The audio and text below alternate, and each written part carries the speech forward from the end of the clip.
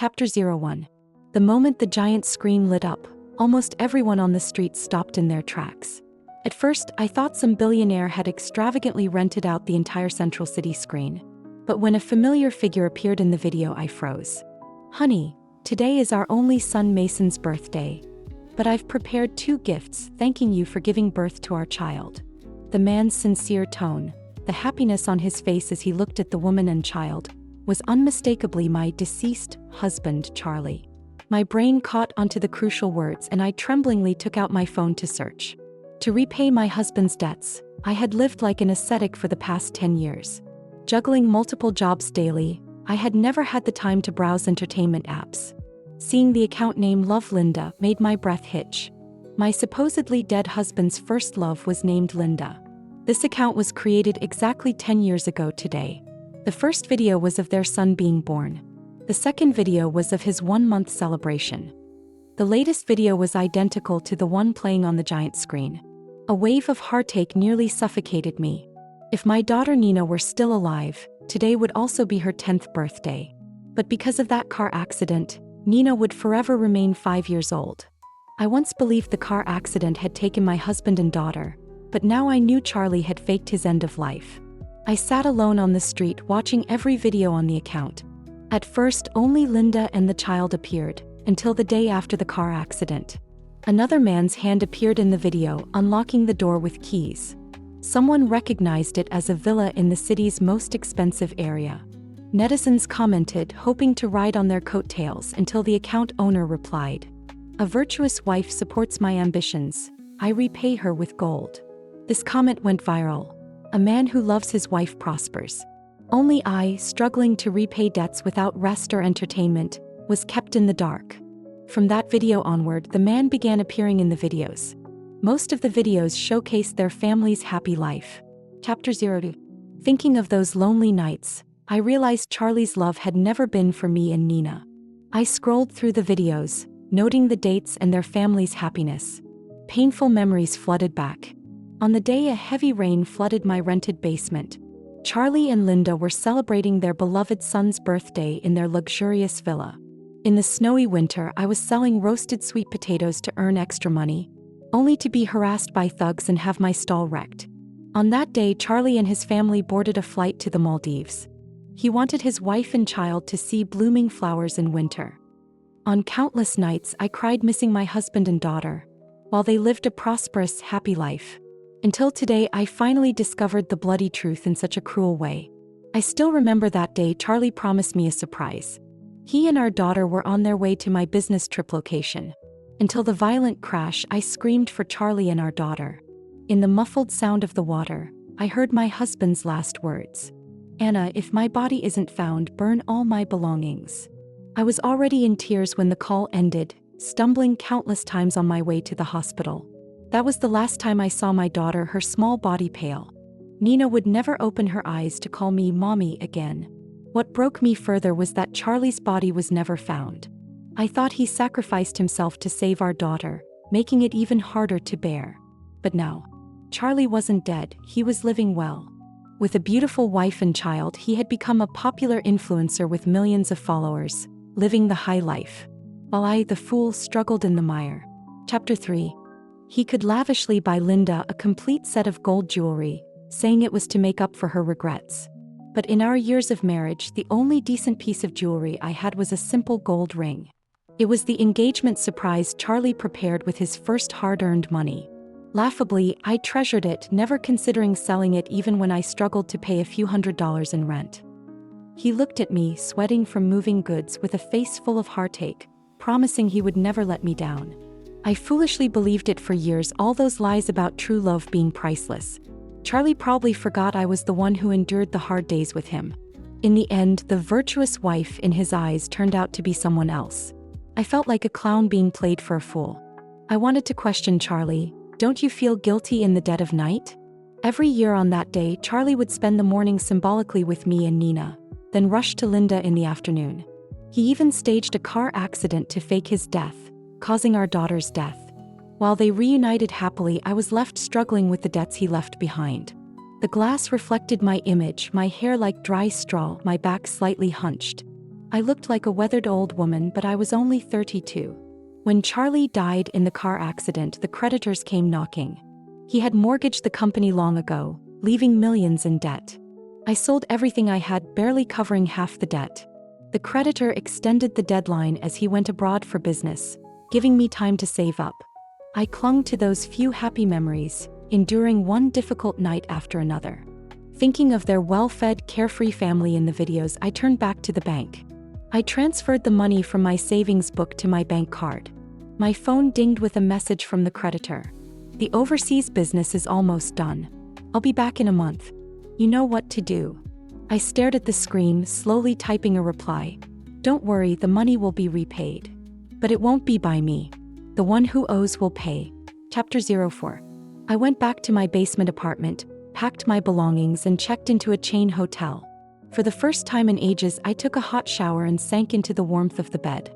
Staring at the ceiling light, I took a deep breath, telling myself it was good to have found out in time. Otherwise, I would have been a complete fool if I had finished repaying Charlie's debts. The account Love Linda updated with their daily life.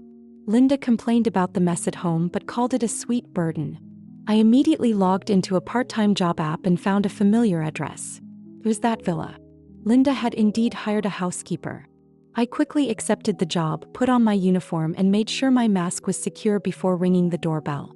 Charlie opened the door, and even though I was prepared, I still froze for a moment. Clenching my fingers, I tried to calm the surging emotions inside. But I reminded myself repeatedly now wasn't the time. Your housekeeping. I deliberately lowered my voice, and Charlie didn't recognize me. Honey, I hired her. You're really going to let me do the cleaning? The woman's playful tone and the man's indulgent explanation made my heart clench. Of course I wouldn't let you, Linda. Their affection under the warm lights made my heart curl into a tight ball. I quietly began cleaning. Charlie soon went upstairs, saying he was going to tell their son a bedtime story. I suddenly remembered how every time Nina asked for a bedtime story from her father, Charlie would always find an excuse to refuse. It wasn't that he couldn't tell stories, he just wouldn't tell them to Nina. As I was almost done, Linda casually mentioned cleaning the storage room too. I methodically planned where to start, but my eyes fell on a document in the corner. It was a high-value insurance policy in my daughter's name. My breath hitched and I slowly wiped off the dust. If the insured dies accidentally, the highest payout is $10 million. The final bold words. Beneficiary Charlie. I collapsed to the floor, the fortress of my heart thoroughly crumbled. Chapter 05. I finally understood where their carefree life over the past 5 years came from. It wasn't from Charlie transferring company assets before faking his death, but from the high-value insurance policy on my daughter. The truth was even sharper than I had imagined. Their family of 3 lived lavishly, sucking the blood of my daughter. Cold sweat broke out layer after layer as dizziness nearly overwhelmed me. Why are you taking so long? Want me to report you? An overbearing female voice came from behind, and my hand reacted faster than my brain. I pretended to clean up the waste paper diligently, swallowing my overwhelming hatred. Before leaving, Linda sneered, "Some people deserve to be poor their whole lives." After confirming she had left, my actions slowed down. Tears unknowingly covered my face. I didn't need to look to know how wretched I appeared. But I quickly wiped my eyes roughly. Why should this scum couple live comfortably? A flash of inspiration hit me, and I remembered something odd before the car accident. On Nina's 5th birthday, I woke up to find my husband and daughter missing. Charlie messaged me saying I deserved a break since I was usually so tired. Near noon, Nina was brought back by a driver, her face beaming with joy. When I asked why, she said it was a secret between her and Daddy. Charlie excused himself from celebrating the birthday in the afternoon, but this time Nina didn't cry. She just smiled sweetly, saying Daddy loved Mommy and her very much. Now I understood. Charlie had taken Nina to get the insurance behind my back. How did he deceive our little Nina into stepping into his trap? I trembled all over, my nails digging into my palms. He didn't deserve to be called a human. Chapter 06. As I cleaned the storage room, countless forms of revenge on them crossed my mind. The unwarranted suffering I endured for 5 years and Nina's death. I would make sure they paid for every bit of it. When I took out the trash, I forced a stiff smile. "Madam, the cleaning is done." Linda was sipping wine at the kitchen island. The bottle was one I recognized from my part-time job at a bar. The manager had repeatedly warned us, saying one bottle was worth my month's salary. I had been so tense, barely daring to breathe, afraid of making a mistake. Shifting my gaze slightly, I focused on the woman's delicate skin under the light. At the same time, I clenched my calloused hands, feeling the roughness. Money truly could nurture someone. Perhaps my stare was too intense as Linda noticed something was off. She turned, looking me up and down with disdain. "What's your problem, old lady?" I timidly waved my hand. "I'm just a fan of yours, madam." Her expression softened, a hint of regret crossing her face. She had some sense of decency, knowing it wasn't appropriate to be harsh to a fan. "Madam, your skin is so good. No one would guess you have a grown son. You look as young as a college student." My flattery made her beam, her doubts vanishing completely. "Oh, stop exaggerating." Linda's smile widened, her eyes brimming with pride. "I watch your videos every day. You have a loving husband and a well-behaved son. I'm so envious." I continued with the praises, making her even more delighted. She took another sip of wine. "My life is just okay," she said modestly. Looking at her fake facade, I felt only contempt. Chapter 07. "So, you must be married too, right?" Linda asked casually. I sighed heavily.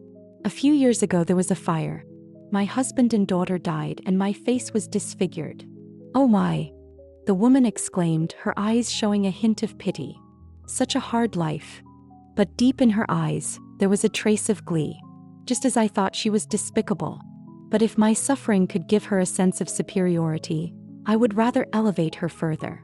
After all, the higher you rise, the harder you fall. "Honey, why aren't you asleep yet?" Charlie's voice was flirtatious as he descended the stairs. "I've already put our son to bed." Seeing me still there, discomfort flashed across his face. "Why are you still here?" Charlie questioned, his hand wrapping around Linda's waist. The woman playfully pushed him away, pretending to be shy. "Not in front of others." "Why haven't you left yet?" I lowered my head, holding the trash bag, hoping for a response. "Honey, this cleaner is quite dedicated. She lost her husband and child in a fire and got disfigured herself. Poor thing. We happen to need a housekeeper. How about?" I glanced at Charlie, who seemed to hesitate, until Linda pouted. "Do you want me to hire a young and pretty housekeeper to annoy me?" Charlie quickly agreed, reassuring her.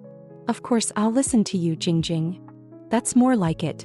You go pack your things and come here tomorrow." Linda's tone was condescending, like she was doing me a favor. I feigned excitement, repeatedly thanking her. "Thank you, madam." In my peripheral vision, I saw Linda extend her hand and Charlie lifted her into his arms. They headed upstairs while I walked out in the opposite direction. The moment I stepped outside, the contrast between warmth and cold was stark. The cold wind on my cheeks felt moist. It was snowing. Chapter 08. My cheeks involuntarily began to heat up and the chilblains started itching. Back at the hotel, I took another hot shower and carefully took out the Barbie doll from my backpack. It was my daughter's favorite toy. The year she was born, Charlie hadn't made his fortune yet. We lived in a cramped, old apartment. On Nina's 1-month celebration, I sold an amulet I always wore. I used the money to buy a small longevity locket and a Barbie doll set. Back then, I thought Nina was my little princess. Now, the synthetic hair of the doll felt real under my touch. It was as if Nina's little furry head was nestled in my arms, her sweet voice calling me mommy. I closed my eyes, pulling myself out of the dream, fully realizing the lifeless doll in my hands. My Nina was long gone, lying alone in the cemetery. I sniffled, carefully reviewing the insurance policy I had taken from Charlie's house. Reading the terms, the specific coverage, and the payout period, the details before the car accident flashed through my mind like a reel. Underneath the facade of warmth were Charlie's calculations, aiming to squeeze every last bit of value from us. When I received the call about the accident, it felt like the sky was falling. Charlie and Nina, car and all, plunged into the river. The rescue team only found Nina's body. They searched for 3 days but never found Charlie. Based on the car's condition, they determined Charlie's chances of survival were 0. With the sudden debt collectors at my door, I couldn't afford the rescue fees and had to give up. After arranging my daughter's funeral, I burned all of Charlie's belongings. Those days added layers of white hair to my head. Charlie and I ended up together largely because of our similar life experiences. Chapter 09. We were both orphans. The day we confirmed our relationship, we considered each other family. So, burning his belongings felt like losing a part of myself. Why did Chin have to do that in the end? In the faint light of the fire, it seemed I cried all the tears I had for a lifetime. But now, I knew everything. The day after the accident, he moved into a luxurious villa with his first love and their son, while I was left to face the overwhelming debt alone. But I would let everyone know Chen's true face. I spent a hefty sum to buy a rush order of micro cameras. The next day, I returned to the villa with my belongings. My first task was to prepare breakfast. To avoid suspicion, I made a Western-style breakfast I wasn't good at before. The family of 3 came down one by one. Qin Mingyang saw me and started cursing. "Disgusting old lady." His childish voice was full of malice. I nervously clenched my apron. Inwardly, I couldn't help but mock. Truly like father, like son. "Mingyang, Daddy is recording a video," Qin reminded, lifting his phone. "Yes, Mingyang, this is the housekeeper Mommy hired to take care of us." Lin Jing beckoned me to leave. I stood there, stunned for a moment. Not far away, I saw Qin filming the breakfast table, his tone filled with warmth.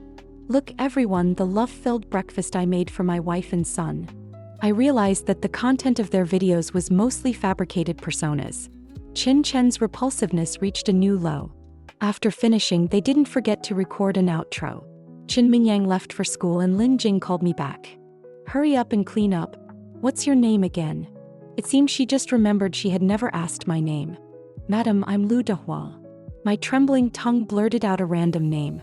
"All right, we'll call you Aunt Lu." Chapter 10. Standing beside Qin, I deliberately extended my right hand, pretending to reach for a plate. As expected, he reacted with horror. "Anna, where did you get that ring?" Seeing his intent to grab it, I stepped back. Qin's hand tugged at the tablecloth, shattering dishes everywhere. He frantically made a mess, and beneath my mask, I smirked. Looking up, I feigned innocence, turning the ring on my finger. "Do you know Zhouan?" At the mention of my real name, both their faces changed. Lin Jing quickly composed herself, smiling as she tested me. "Yes, she was our university classmate." "Aunt Lu, do you know Zhouan?" I nodded, my gaze distant as if lost in memories. "Zhouan and I have similar fates. We both lost our families in accidents. But she had it much worse. Her husband left her with millions in debt." Saying this, I paused, staring directly at Qin to gauge his reaction. He had grown too complacent. His mask wasn't as sturdy as I thought. Qin avoided my gaze, looking away nervously. We squeezed into the basement together. "She worked so hard every day." Thinking for a moment, I added, "I, a woman, felt sorry for her." Swallowing my bitterness, I was left with only the resolve for revenge. Using Lu Dahua's identity to tell my own story as Zhouan, it felt thrilling. Such a strong woman. Lin Jing agreed briefly before eagerly revealing her true intention. "Does she know you're working as our housekeeper? Have you ever mentioned our account to her? Can you tell her my husband and I want to hire her?" 3 rapid-fire questions hinted at desperation. Chapter 11. Of course. I dragged out the last word, watching their anxious faces. "No, she can't." Seeing their confused expressions, I sighed heavily. "You two are truly kind people. If Zhouan were still around, she would be just as grateful as I am." The two visibly relaxed, a hint of joy in their eyes. "Ah, that's really too bad. What happened to Zhouan?" Lin Jing's feigned concern was painfully obvious. Her smile almost reached her ears, but she was still putting on an act. "Zhouan worked herself to the bone to repay the debt. One night, she collapsed from exhaustion and was in a car accident. She had no family, so I helped with her funeral." Saying this, I showed the ring again, my tone full of sentiment. "With this ring, I don't feel like I lost out." Their expressions quickly turned disdainful, as if mocking my vanity and materialism. But who were they to look down on me? This was my first step, becoming someone just like them. Fake, shallow, and driven by money and self-interest. "Aunt Lu, my wife and I thank you." Qin resumed his fake persona, signaling to Lin Jing. A notification rang out. Alipay received 50,000 yuan. Feigning surprise, I looked at the woman and waved my hands. "Madam, this is..." "Oh, come on. Lin Jing's delicate hand rested on mine. Zhouan was a good friend. I'm truly grateful you helped with her funeral. Her words were beautifully delivered, touching and reasonable. If I weren't Zhouan myself, I might have believed her. In school, Lin Jing was known as the unattainable beauty. When I got together with Qinchin, I sensed something off between them. It turned out they had a history in high school, though Qinchin assured me it was all in the past. Back then, I never imagined they would have an affair. Chapter 12. The two of them seemed completely at ease now. But ever since I learned the truth, I wouldn't let them live in peace. Mr. and Mrs., if it's too upsetting, I can go back and see if Zhouan left anything behind. What? Two sharp voices rang out simultaneously, and I blinked with feigned confusion. There might be a small backpack. It's not valuable, so I never touched it. Qinchin and Lin Jing exchanged a glance and quickly got up. Aunt Lu, please take us to find it. If Zhouan left anything behind, that would be wonderful. Their eagerness made me want to laugh, but I kept my expression respectful and nodded earnestly. Qinchin drove, Lin Jing sat in the passenger seat, and I sat in the back. Each of us carried our own thoughts, but I enjoyed the luxurious ride. A 1-hour drive during rush hour was shortened by a third by Qinchin's aggressive driving. It showed how desperate he was, afraid his secrets would be exposed. I led them into the basement I had lived in for 5 years. The recent snow made it freezing inside. They shivered, and Qinchin urged me impatiently. Aunt Lu, hurry and find it. Don't worry, we'll make sure to thank you properly. He twisted the watch on his wrist, clearly hinting at a reward. Feigning urgency, I quickly retrieved the pre-prepared backpack from the corner. This is Zhouan's only luggage. Their voices were doubtful and filled with uncertainty. Really? How could one person have so little? I clenched my fists, a hint of coldness in my eyes. Really, this is all? For 5 years, 2 sets of clothes were all I owned. Summer clothes dried quickly, but in winter I often wore clothes with ice crystals to work. They had no idea how hard my life had been. Chapter 13. Qinchin eagerly grabbed the backpack, turning it inside out. Finding only clothes, he relaxed completely. There's really nothing here. Honey, let's go. Just as they were about to leave, I spoke up. I remember there's something behind the curtain. As expected, Qinchin rushed over and Lin Jing grabbed me to divert my attention. The sound of the curtain being drawn was followed by a silence. After a while, Qinchin's restrained voice spoke again. Honey, you take Aunt Lu home.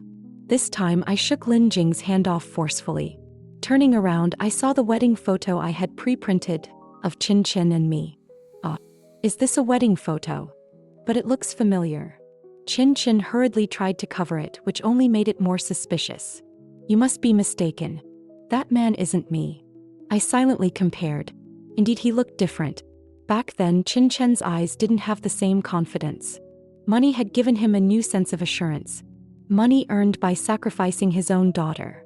Only someone as heartless as them could spend it without guilt. Well, I didn't say the groom looked familiar.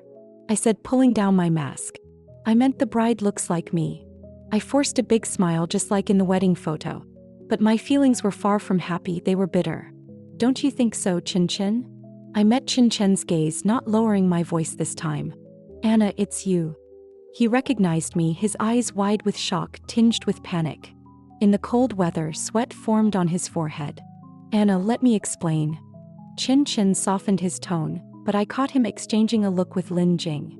I guess they were contemplating making sure I never spoke again. That would be the only way they could get rid of me permanently.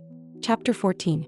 I sat down on the cold, hard bed, so different from the warm one yesterday. But I had lived in this cold for 5 years, all for Qinchin, this demon who killed his daughter for insurance money. Qinchin approached step by step while Lin Jing blocked the exit. Aren't you planning a live stream for your 500,000 followers to thank them? I started it for you. At my words, they both pulled out their phones. Their faces turned paler and paler as they watched, and their expensive phones crashed to the floor. Where's the camera? Qinchin and Lin Jing frantically searched, turning the room into a mess. Qinchin even ripped down the curtain, which wasn't a real curtain anyway. There was no sunlight in the basement. I had installed the curtain as a symbol of hope. Finally, Qinchin, trembling, crawled over to me. Anna, please tell me where the camera is. And you haven't said anything yet, right? I can explain everything. Don't do anything rash. Lin Jing cried pitifully, looking genuinely scared. We can talk this out. Just turn off the live stream first. I didn't move, continuing my story. 5 years, Chin. I really thought you were dead. While I was paying off the $1 million debt, what were you doing? Living happily with Lin Jing and your son. I emphasized the last few words, hoping it would calm me down. But it didn't. I pulled out my daughter's insurance policy. You killed your own daughter and used the insurance money to live with your first love and son. Are you even human? I kicked Chin in the chest and slapped Lin Jing hard. Faced with undeniable evidence, they couldn't argue, knowing it was over. From the moment I discovered the truth, their fate was sealed. I would ensure they never had a chance to recover. Chapter 15. Anna, you be asterisk. It's all your fault. Chin lunged at me, his large hands gripping my throat. You won't get away with this. My breath halted for a moment as the door was violently kicked open. Freeze. Seeing the gun, Lin Jing cowered in fear. Chin was quickly subdued and handcuffed by the police. Seeing his unwilling face, I laughed sincerely. Attempted murder added to his list of crimes. I finally ended the live stream, hearing Lin Jing timidly ask the police, "Is ignorance a crime?" And it was Chin who tried to kill her, not me. Look at this doomed couple, abandoning each other in the face of danger. I took a deep breath and messaged the creditor. It was quite a show. Soon I received a reply, smoother than expected. Debts have rightful owners. Ms. Zhou, you are now free. I had planned to sue if this didn't work out, but it seemed even fate was on my side. The internet exploded with the news. I registered an account and posted a long article. I exposed everything Chin and Lin Jing had done. In no time, they became public enemies, with even their son Qin Mingyang facing backlash. He had once been the envy of his classmates, but now he was expelled and sent to an orphanage. Later, I heard Chin insisted Lin Jing knew nothing, and she was eventually released. On the day of the sentencing, I sat in the plaintiff's seat, a smile creeping onto my face as the judge delivered the final verdict. In the audience, Lin Jing was wrapped tightly in a coat. I filed a lawsuit against her in court. Chin's assets were confiscated, but who would pay the creditor's debt and my emotional damages? Of course, the son would repay the father's debt. I might be grateful that Qin Mingyang was indeed Chen's biological son. Lin Jing, as his guardian, couldn't escape. Later, I heard Lin Jing couldn't take the pressure and ended her life.